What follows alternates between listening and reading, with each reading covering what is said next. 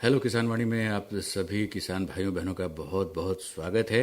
हम हाजिर हैं आज के रेडियो फोन इन कार्यक्रम हेलो किसान वाणी को लेकर, और हम आपको बता दें कि आज के हेलो किसान वाणी कार्यक्रम का जो विषय है वो है गेहूं की फसल में समसामयिक कृषि कार्य। और इस बारे में हमारे किसान भाइयों के फोन कॉल्स पर पूछे गए सवालों या फिर जो उनकी समस्याएं होंगी उनका समाधान बताने के लिए स्टूडियो में उपस्थित हैं कृषि विज्ञान केंद्र जलालगढ़ के कृषि वैज्ञानिक डॉक्टर गोविंद कुमार साहब। बहुत बहुत स्वागत है डॉक्टर गोविंद कुमार साहब आकाशवाणी के स्टूडियो में। जी धन्यवाद, नमस्कार। सर, जब तक हमारे किसान भाइयों के फोन कॉल्स आए हम लोग कुछ बात कर लें, क्योंकि रब्बी की सीजन अभी चल रही है और ऐसे समय में हमारे किसान भाइयों के लिए मक्का और गेहूं दो खाद्यान्न फसल मुख्य रूप से है। तो जो गेहूं की फसल है उसके लिए क्या कुछ करने की जरूरत अभी आप महसूस करते हैं सर? देखिए, हमारे किसान भाई खुद भी सजग हैं, लेकिन चूंकि गत महीने लास्ट के क्रम में छठ के बाद बारिश आ गई, इस वजह से किसान भाई हमारे खेती में थोड़े पिछड़ रहे हैं।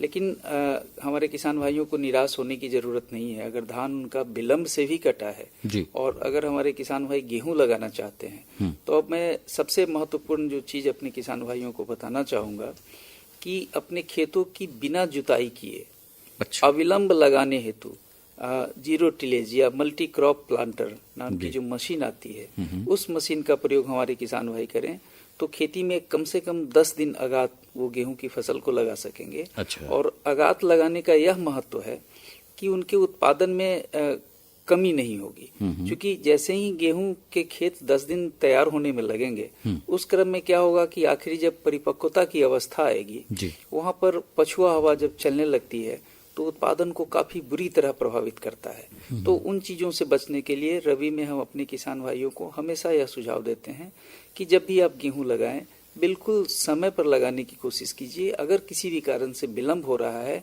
तो उस विलंब को कम करने के लिए हमारे मल्टी क्रॉप प्लांटर जैसी जो मशीनें हैं उनका अवश्य प्रयोग करें। वहाँ वह मशीन बिना जुताई के खेतों के, और हमारे खेत में अगर धान के पुआल भी लगे हैं, डंठल भी लगे हैं तो उसके लिए भी कोई दिक्कत नहीं है। उसके लिए भी एक अलग से यंत्र आता है। तो उन यंत्रों के प्रयोग से अपने खेती को किसान भाई कम से कम 10 दिन आगात कर सकते हैं, जिसका सीधा सीधा उत्पादन पे उनके असर आएगा। तो कहने का मतलब ये है सर कि जिन्होंने ससमय बुआई नहीं की, वजह कुछ भी रही हो, चूंकि आपने बताया भी कि जो विलंब की वजह से इसमें उत्पादन में कमी न आए, इसके लिए सीधी बुआई की पद्धति हमारे किसान भाइयों को अपनानी होगी, कृषि यंत्रों का इस्तेमाल करना होगा। और जो किसान भाई लगा चुके हैं समय पर या फिर अब उनके खेतों में पौधे बढ़ रहे हैं, निकल रहे हैं, तो उनके लिए क्या सलाह होगी सर? जी, इस अवस्था में हमारे किसान भाई जो गेहूं लगा चुके हैं नवंबर के महीने में 15, 20, 25 के आसपास, तो उनकी गेहूं में जो जमाव आ गया होगा, अगर जमाव के बाद हमारे किसान भाइयों को खरपतवार जैसी समस्या दिखती है, हमें यहाँ किसान भाइयों को दो महत्वपूर्ण सलाह देने की आवश्यकता होगी इस अवस्था में जी। एक तो उनको सिंचाई प्रबंधन पर ध्यान देना होगा, दूसरा खरपतवार प्रबंधन पे। अच्छा। तो सिंचाई अगर उनके गेहूं की अवस्था 20 से 21 दिन के आसपास हुई हो या अथवा 25 दिन के आसपास हुई हो तो इस अवस्था में एक हल्की सिंचाई अवश्य करें। अच्छा। हल्की सिंचाई का तात्पर्य यह है कि गेहूं में अगर हम बहुत ज्यादा सिंचाई करते हैं, खेत किसी कारण से अगर उबड़ खाबड़ है, समतल नहीं है, तो वहाँ क्या होता है कि पानी का जमाव होगा और पानी के जमाव की वजह से उनका जो उपज है, व्यवहार है, वह प्रभावित होगा शुरू की अवस्था में और उसमें रोग व्याधि भी आएंगी। तो किसान भाई को हम लोग कहते हैं कि छोटी क्यारियां बना करके खेतों को समतल कर लें, अथवा लेजर मशीन के हिसाब से शुरुआत में जब गेहूं नहीं बोई गई होती है तो वहाँ खेतों को समतल बना लें और हल्की सिंचाई, ताकि जड़ उनके पानी में भीग जाए। उससे ज्यादा सिंचाई देने पे पौधे के बढ़वार में समस्या आती है। तो एक तो सिंचाई देना है 20-21 दिन की अवस्था में।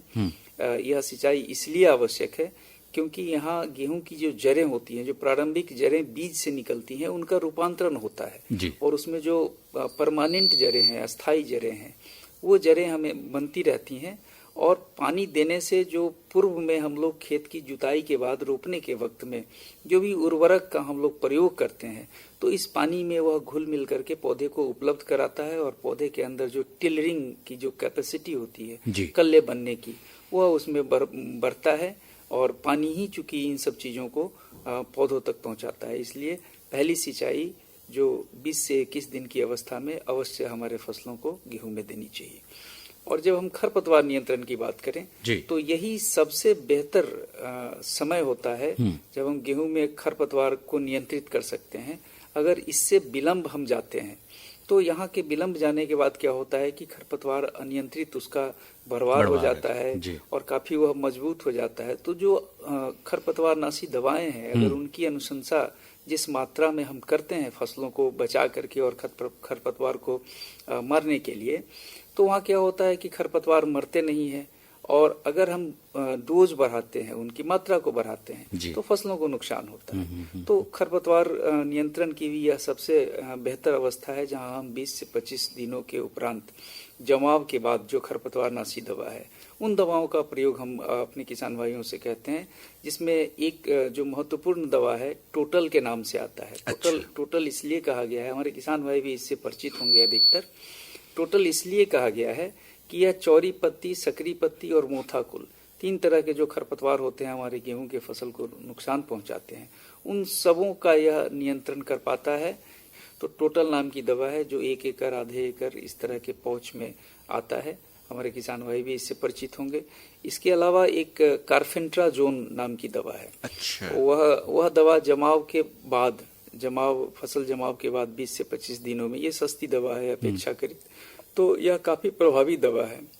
इसका 20 ग्राम मात्रा 1 एकड़ खेत के लिए, 1 एकड़ गेहूं के खेत के लिए, तो 150 लीटर पानी में घोल बना करके, और अगर उसमें कोई मतलब स्टिकर डाल दें हमारे किसान भाई, अगर स्टिकर ना हो तो शैम्पू का एक छोटा सा पाउच इसलिए डाल देना चाहिए कि दवा जो है खरपतवार के पत्तियों पे जाकर के चिपकता है, तब उसका बेहतर एक्शन हो पाता है। तो इस तरह से हमारे किसान भाइयों को अभी की अवस्था में गेहूं में 2 ख्याल रखने चाहिए। एक तो सिंचाई प्रबंधन की बात हम किसान भाइयों को कहेंगे, दूसरा खरपतवार प्रबंधन की बात। जी अच्छा, तो ये 2 तरह की बातें आ गई, और खास तौर पर जो किसान भाई अभी इस तरह से अवस्था उनकी फसलों की है, तो वो इनका उपयोग कर सकते हैं। जो जैसा आपने बताया डॉक्टर साहब, आपने सीधी बुआई की चर्चा की थी और मशीन के जरिए भी कहा था।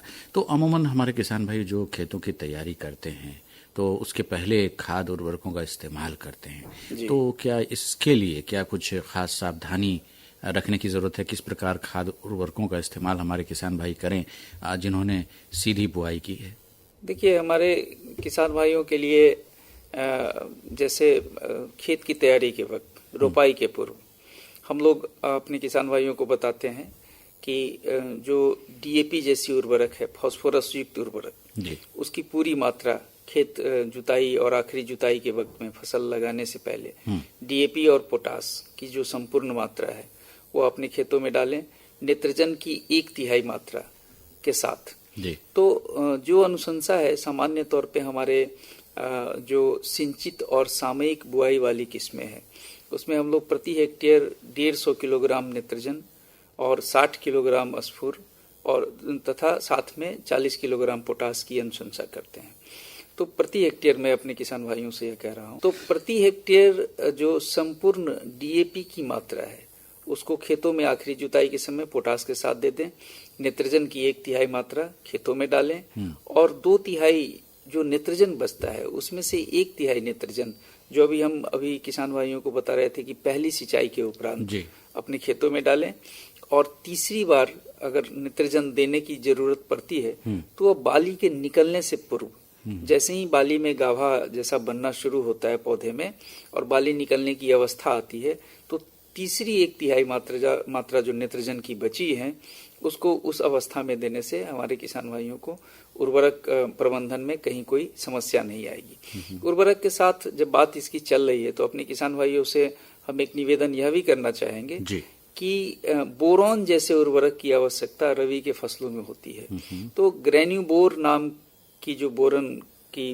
उर्वरक है उसके 4 किलोग्राम मात्रा प्रति एकड़ अगर जुताई के समय हम अपने खेतों में डालें तो फिर ऊपर से जब बोरन की कमी के लक्षण दिखते हैं या पौधे में कभी कभी परागण की क्रिया या दाने भरने की समस्या आती है तो हम लोग बोरन की जो तब अनुशंसा करते हैं उसके बजाय अगर या मिट्टी में ही डाल दें, जुताई के वक्त डाल दें तो शायद इसकी जरूरत बाद में नहीं पड़ेगी। और बाद की अवस्था में अगर इस तरह की कमी जहां किसान भाइयों को दिखाई पड़ती है तो उस अवस्था में जो पर्णीय छिड़काव बोरन युक्त जो मल्टी न्यूट्रिएंट मिक्सचर आता है उसका करने से हमारे किसान भाइयों को फायदा मिलेगा। लेकिन बेहतर करेंगे जी बेहतर यही होगा कि उसका प्रयोग अगर हम लोग शुरू में ही मिट्टी में कर लें तो हमें उस अवस्था में नहीं जाना पड़ेगा और शुरू से पौधे को संपूर्ण पोषण जैसा चीज मिलेगा। तो ये एक बार कर लेने के बाद कितने वर्षों तक हम फिर इसके उपयोग से वंचित, मतलब इसका प्रयोग नहीं करने की जरूरत पड़ेगी? देखिए, बोरन की दशा में फसलवार हमें बोरन की आवश्यकता पड़ती है। जिंक की जहाँ जरूरत होती है उन अवस्थाओं में हम लोग कहते हैं कि मिट्टी के हिसाब से, मिट्टी के बनावट के हिसाब से कि हल्की मिट्टी है या भारी मिट्टी है, तो वहाँ पे हम लोग अपने किसान भाइयों से कहते हैं कि जिंक को हमेशा 2 साल के बाद अपने खेतों में प्रयोग करें, क्योंकि जिंक एक ऐसा उर्वरक है जो खेतों में बहुत दिनों तक मौजूद होता है और प्रत्येक फसल में उसको देने की आवश्यकता नहीं है। जिंक की खास तौर से आवश्यकता खरीफ की फसलों को होती है और कम मात्रा में जिंक की आवश्यकता रबी और गर्मा की फसलों में होती है। तो अगर हमने खरीफ में पूर्ण डोज, अनुशंसित डोज जो 7 किलोग्राम 33% का जिंक आता है उसको अगर अपने खेत में डालते हैं तो रबी और गर्मा के फसलों में और अगले साल भी हमें जिंक देने की आवश्यकता अपने खेतों में नहीं होती है। डॉक्टर साहब, ये बातें हो गई खाद के बार बार वितरण की, मतलब किस प्रकार करें, और पर्णीय छिड़काव पर भी आपने मैक्रोन्यूट्रिएंट्स की चर्चा की। मशीनों से जो जैसे जीरो टिल ड्रिल मशीन से हमारे किसान भाई करते हैं, बुआई करेंगे समय पकड़ने के लिए, तो उनके लिए खाद उर्वरकों के कुछ जो गाइडलाइंस हैं और जो आप बताना चाहते हैं वो क्या? बिल्कुल, आपने सही कहा जी। देखिए, जीरो टिलेज मशीन सिर्फ समय पकड़ने के लिए नहीं है, यह खर्च भी घटाने के लिए, जो लागत खर्च हमारा है, जैसे हम खेत की जुताई करते हैं तो उसमें हमारा जो लागत लगता है वह बच पाता है। तो जीरो टिलेज मशीन सिर्फ समय पकड़ने के लिए नहीं या विलम्ब हम हो रहे हैं उससे बचने के लिए नहीं, बल्कि यह संपूर्ण रूप से लागत खर्च को बचाता है, साथ ही पर्यावरण को भी कहीं न कहीं कई तरह के नुकसान होने से बचाता है। इसके अलावा जीरो टिलेज मशीन के प्रयोग से खरपतवार जो निकल रहे होते हैं जुताई के बाद उसमें काफी कमी आती है और पानी का यहाँ पे बचत होता है, क्योंकि खेत जुती हुई नहीं होती है तो उस अवस्था में क्या होता है कि बहुत ही हल्की सिंचाई में पूरा का पूरा खेत पट जाता है, तो पानी की भी बचत होती है। हम कुल मिला के अगर अपने किसान भाइयों से कहें कि जीरो टिलेज या मल्टी सीड क्रॉप प्लांटर के प्रयोग से न सिर्फ हम समय की बचत करते हैं बल्कि हम अपने उत्पादन लागत में 4 से 5 हजार प्रति एकड़ की बचत भी करते हैं। क्या बात है। इसके अलावा इसमें उर्वरक प्रबंधन थोड़ा एक अलग तरीके से करने की आवश्यकता होती है, जहां हम डीएपी और पोटास युक्त उर्वरक को उर्वरक और बीज के 2 कुंड होते हैं मल्टी क्रॉप प्लांटर मशीन में, तो एक में हम बीज डालते हैं और दूसरे में जो है हम लोग उर्वरक डालते हैं। नेत्रजन वाली उर्वरक को छोड़ करके जो डीएपी और पोटास जैसी उर्वरक है उसको हम डालते हैं और उसके अंदर हर एक के अंदर पाइप लगी होती है। जिस पाइप के माध्यम से उर्वरक ठीक बीज के बगल में गिरता है और बीज उसके बगल अगल में, मतलब उर्वरक और बीज का संपर्क नहीं होता है। उर्वरक थोड़े गहरे में गिरता है, बीज हल्का ऊपर में और बगल में, तो कहीं भी उर्वरक और बीज का संपर्क नहीं होता है और उर्वरक की दक्षता बढ़ जाती है ऐसी अवस्था में। चूंकि बाकी छिट्टा विधि जो हमारी परंपरागत विधि है उस विधि में हमारे किसान भाई जब खेतों में उर्वरक डालते हैं तो पूरे खेत में उर्वरक का वितरण हो जाता है। लेकिन यहाँ पे हम उर्वरक में भी बचत कर सकते हैं। उसकी उर्वरक की हम 25% मात्रा की अगर कटौती कर दें जब हम मशीन से रोपाई करते हैं तो हमको रिजल्ट उसी तरह का बिल्कुल मिलता है। तो एक तरह से कटौती उर्वरक में करके हम अपने उत्पादन लागत को भी घटाते हैं और यूरिया की आवश्यकता अनुसार हम उपरिवेशन करते हैं। तो यह कुछ इसमें जो हम मशीन के प्रयोग से गेहूं को लगाएंगे तो कुछ सावधानियां हमारे किसान भाइयों को बरतने की आवश्यकता है। जी, कुल मिलाकर हम कह सकते हैं डॉक्टर साहब कि जो जीरो टिल मशीन से हमारे किसान भाई बुआई करेंगे तो कई मायने में आपने कहा कि बचत हो सकती है, खाद उर्वरकों से लेकर समय और फिर जो हम कह सकते हैं कि उसके सोइंग की जो पद्धति है वो कतारों में होंगी और फिर उसका उत्पादन और फिर तमाम चीज़ें फ़ायदेमंद है हमारे किसान भाइयों के लिए। इस दरमियान हमारे किसान भाइयों का फ़ोन कॉल्स तो नहीं आया है, लेकिन हमें लगता है कि इसी तरह की कुछ बातें हो सकती हैं। तो शुरुआती दिनों में डॉक्टर साहब क्या कुछ कीट और व्याधियों का प्रकोप हो सकता है और क्या उपाय करने की ज़रूरत है? देखिए, गेहूं के लिए जो मुख्य रूप से शुरुआत के समय में अगर बलुई मिट्टी है, वैसे तो गेहूं के लिए जो दोमट मिट्टी, हल्की मिट्टी, वो सर्वथा उपयुक्त होता है और हमारे क्षेत्र में, कोसी के क्षेत्र में इस तरह की मिट्टियां पर्याप्त मात्रा में पाई जाती हैं। लेकिन कुछ ऊपरी भूमि है, ऊपरी जमीन है, जहाँ मिट्टी अगर बलुई है तो बलुई मिट्टी में कुछ दीमक की समस्या, कीट की समस्या वो ज्यादा होती है अपेक्षाकृत जो दोमट मिट्टी है या भारी मिट्टी है। अच्छा। तो हमें शुरुआत की अवस्था में उस दीमक जैसे कीट से बचाव हेतु क्लोरोपाइरीफॉस नाम की दवा आती है लिक्विड में, तो उन दवाओं का 1.25 लीटर मात्रा प्रति एकड़ के हिसाब से अगर हम किसान भाइयों से अनुशंसा करें तो 150 से 200 लीटर पानी में उसका हम छिड़काव कर सकते हैं। या कभी कभी दीमक जब पौधे तकरीबन 20-21 दिनों के आसपास हो जाती हैं तो उस अवस्था में उनका प्रकोप आता है पौधों पे, तो वहाँ जब हम पहली सिंचाई अपने किसान भाइयों को शुरू में बता रहे थे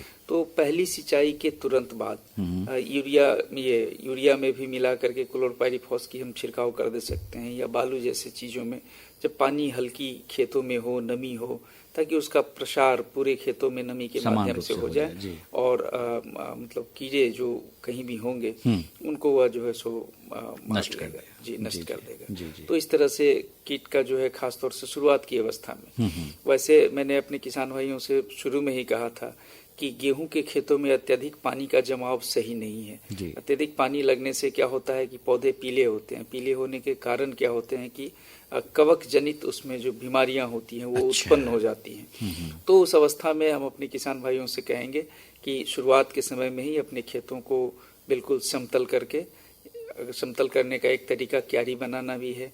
समतल पुराने समय में स्क्रैपर से कि मिट्टी एक जगह से खुरच करके दूसरे जगह किसान भाई ले जा करके उसको गड्ढा को भर दिया करते थे। अब तो आधुनिक मशीन लेजर लैंड लेवलर आ गया है जिसके माध्यम से बड़े आसानी से किसान भाई समतल कर दे सकते हैं। तो इन समस्याओं से बच सकते हैं किसान भाई। और उसके बाद जो है साफ नाम की दवा जी, जो तकरीबन 2 ग्राम है। एक हमारे किसान भाई फोन कॉल से जुड़ चुके हैं। हेलो किसान वाणी जी, कौन बोल रहे हैं, कहाँ से बोल रहे हैं? हम बोल रहे सर दामोदर यादव, मेरा नाम है, घर है चंदवा। हाँ दामोदर जी, बहुत बहुत स्वागत है आपका हेलो किसान वाणी में। हाँ बोलिए दामोदर भाई। जी सर, क्या जानना चाह रहे हैं गेहूं के बारे में? जानना चाह रहे हैं सर, हम लोग का खेती जो है कि बीरा साद में पड़ता है, जो है कि गेहूं वो अभी जो है कि जो बुआई करेंगे जी, तो जो है कि उसका अंदर में घास मरने वाला दवाई डालें कि बाद में उसका जो है कि स्प्रे करें, वो ठीक होगा कि नहीं होगा, इसके बारे में हमको थोड़ा बता दीजिए। तो अभी गेहूं की बुआई आपने नहीं की है? नहीं की है सर, पीछे में तो बारिश आ गई तो पानी वाला, वो बारिश वाला पानी ना जी, इसे जो हो गया है करीब समझे ना 10 दिन में, 1 हफ्ता में रोप कर बुआई कर देंगे सर। अच्छा, तो आपको उपाय बता रहे हैं डॉक्टर गोविंद कुमार साहब, बताएं सर। जी दामोदर जी, अगर आपके पास मल्टी क्रॉप प्लांटर 0 टिलेज जैसा मशीन हो तो खेत की बिना जुताई किए हुए अविलंब अपने गेहूं की बुआई उस मशीन के माध्यम से कर सकते हैं। मशीन की उपलब्धता के लिए आप अपने निकटतम जो ब्लॉक के पदाधिकारीगण है, कर्मचारीगण है, उनसे आप संपर्क करेंगे तो उनका आपको गाइडलाइन मिलेगा। और बुआई के पश्चात आपको लगे कि जुताई करके ही अगर आपको बुआई करना है, किसी कारण से मशीन उपलब्ध जुताई कर ली है जी, तब कोई बात नहीं। तब आप वहाँ पे प्रारंभिक रूप से गेहूं लगाने के तुरंत बाद पेंडिमिथेलिन नाम की दवा आती है। उसका गेहूं जिस दिन आपका बुआई संपन्न होता है, अगर आप उसी दिन उस दवा का इस्तेमाल करते हैं तो सबसे बेहतर रिजल्ट मिलता है। नहीं तो फिर अगले दिन, उससे विलंब आपको नहीं करना है। मतलब 48 घंटे 24 घंटे के अंदर आप करते हैं या जितना शीघ्र करते हैं तो आपको उतना उसका बेहतर रिजल्ट मिलता है। फिर से मैं दवा का नाम दोहराता हूँ, पेंडिमिथेलिन नाम की दवा है। 1.25 लीटर इसकी मात्रा 1 एकड़ खेत के लिए 150 लीटर पानी में घोल बना करके, मतलब 10 टंकी पानी में घोल बना करके उसमें 125 ml दवा डालिएगा और 1 एकड़ खेत खेत में पूर्ण रूप से अच्छे से समान रूप से उसका छिड़काव कर दीजिए। और छिड़काव में सावधानी आपको यह रखना है कि कहीं भी जो है सो छूटे नहीं और अविलंब छिड़काव करना है। गेहूं बुआई हो जाए खाली खेत पर आप इसको उसी दिन कर दीजिए तो सबसे बेहतर रिजल्ट मिलेगा। अगले दिन कीजिए तो थोड़ा और रिजल्ट कमजोर होगा। इसलिए हम अपने किसान भाइयों से हमेशा कहते हैं कि तुरंत इसका आपको छिड़काव करना होगा। और इसके बाद अगर आपको खरपतवार की समस्या आती है तो 20 से 25 दिनों के बाद आप कार्फेंट्राजोन नाम की दवा आती है जिसकी 20 ग्राम मात्रा इसी तरह से 10 टंकी पानी में घोल बना करके 1 एकड़ गेहूं के फसल पर आप छिड़काव करेंगे तो कई तरह के खरपतवार की समस्या से आपको निजात मिलेगा। जी दामोदर जी। तो दामोदर भाई, आपकी समस्या का समाधान डॉक्टर साहब ने बताया है ना। पेंडिमेथिलिन दवा जो है उसका इस्तेमाल आप बुआई के साथ कर दें तो जैसा कि इन्होंने बताया कि उससे आपके खरपतवार नियंत्रित रहेंगे, नहीं आएंगे, है ना। बाद के दिनों के लिए भी डॉक्टर साहब ने आपको सलाह दिया। तो आपने इस कार्यक्रम में फोन किया, इसके लिए आपका बहुत बहुत धन्यवाद। जी डॉक्टर साहब। तो हम लोग जिस विषय पे बात कर रहे थे, जी बिल्कुल सुरक्षात्मक बातें हो रही थी जो, तो वहाँ पे हमारे किसान भाइयों को अत्यधिक सिंचाई से बचने की बात हम लोग कर रहे थे। जी। तो समतलीकरण की बात हमने अपने किसान भाइयों को कही जी। और अगर किसी कारण से समतल खेत नहीं हो पाता है, पानी लग गई और ऐसी समस्याएं, गेहूं में पीला होना, गेहूं में कोई कवक जनित बीमारी का होना, तो वहाँ पे साफ नाम की दवा जिसके 2 ग्राम मात्रा प्रति लीटर पानी में घोल बना करके यथाशीघ्र अपने खेत में फसलों पे छिड़काव कर दें तो हमारे फसल को कम नुकसान होगा। और अगर गेहूं पीला हो रहा है तो उस अवस्था में हम लोग जो यूरिया का उपरिवेशन है उसको तत्काल रोकने के लिए किसान भाइयों को कहते हैं, क्योंकि बीमारी की अवस्था में अगर हम यूरिया का प्रयोग कर देते हैं तो वह बीमारी को कभी कभी काफी बढ़ा देता है, तो पौधे को काफी नुकसान होगा, उसके भरवार को नुकसान होगा। अतः पहले बीमारी या कोई कीट लगे हैं तो उसका पहले उपचार कर लेना चाहिए। और पौधे जब धीरे धीरे स्वस्थ होने लगते हैं तो उस अवस्था में हम जो हमारी उर्वरक की अनुशंसा या बची हुई उर्वरक है उसका हम प्रयोग, खासतौर से नेत्रजनीय उर्वरक का प्रयोग तब करना चाहिए। तो डॉक्टर साहब, ये तो आने वाले समय में हमारे किसान भाई ध्यान रखेंगे, लेकिन एक जो मुख्य समस्या किसान भाइयों की रही है गेहूं में, वो बाली का सून होना या गेहूं का चिकुट जाना, तो क्या रुपाई, बुआई या फिर बीज से संबंधित कुछ ऐसी बातें जो अभी करने की जरूरत है ताकि ऐसी समस्या नहीं हो? देखिए, इसके 2-3 कारण है, मल्टीपल इसके कारण होते हैं। एक तो अगर बुआई में विलंब हुआ और पछुआ हवा के प्रकोप पौधे में, खास तौर से जब दुग्धावस्था हो अथवा दाने में दूध मतलब दूध जो करे हो रहे होते हैं, दाने बनने की अवस्था हो, तो उन अवस्थाओं में अगर पछुआ हवा का प्रकोप होगा तो वहां पे हमारे किसान भाइयों के दाने छोटे होंगे, दाना चिकुट जाएगा, सिकुड़ेगा। तो यह तो प्रकृति का एक प्रकोप है, तो इससे भी हमें बचने की आवश्यकता है और इसके लिए हम अपनी बुआई को यथाशीघ्र नवंबर के महीने में पूरी कर लें। एक तो यह बात होगी। अगर हमारे किसान भाई विलंब हो रहे हैं, जैसे अभी दामोदर भाई का हमारे एक प्रश्न आया, तो इस अवस्था में जो विलंब से बोई जाने वाली किस्में हैं जिनकी अवधि कम होती है, उन किस्मों का चुनाव करें, चयन करें। तो यह हमारे किसान भाइयों को देखना होगा। और पूर्व में हमने बोरन जैसे तत्वों की बात कही थी रबी के फसलों के लिए, तो दाने बनने, भरने और परागन निषेचन की जो क्रिया होती है उसमें बोरन तत्वों का काफी महत्व है। तो उस बोरन का प्रयोग अवश्य ही हमारे किसान भाई करें, चाहे उनके यहाँ समस्या आती हो अथवा नहीं आती हो। लेकिन मिट्टी में चूंकि अभी हम लोग अपने क्षेत्र की मिट्टी में यह पा रहे हैं सामान्य तौर पे कि बोरन की कमी है, तो बोरन का अवश्य ही प्रयोग करें। और किसी कारण से पछुआ हवा का जब प्रकोप होता है, बढ़ता है, तो उस अवस्था में सिंचाई, हमें हल्की सिंचाई जरूर सुनिश्चित करनी चाहिए हमारे किसान भाइयों को फसलों में देने से। तो यह मुख्य रूप से इन 3-4 कारकों की वजह से होता है, जिसका निदान भी हमने किसान भाइयों को बताया। और हमारे किसान भाइयों को ऐसा करना चाहिए और जिन चीजों से बचने की आवश्यकता है उनसे जरूर बचें। जी।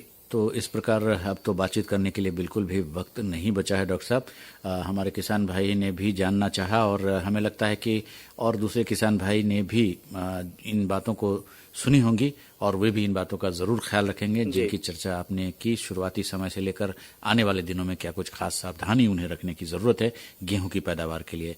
आप हमारे स्टूडियो में आए डॉक्टर गोविंद कुमार साहब और इतनी उपयोगी जानकारी गेहूं की फसल में सामयिक कृषि कार्य के साथ साथ अन्य बारे में भी बताया।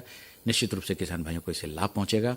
आपने अपना बेशकीमती वक्त दिया, इसके लिए बहुत बहुत शुक्रिया, धन्यवाद। जी धन्यवाद। सभी किसान भाइयों को नमस्कार।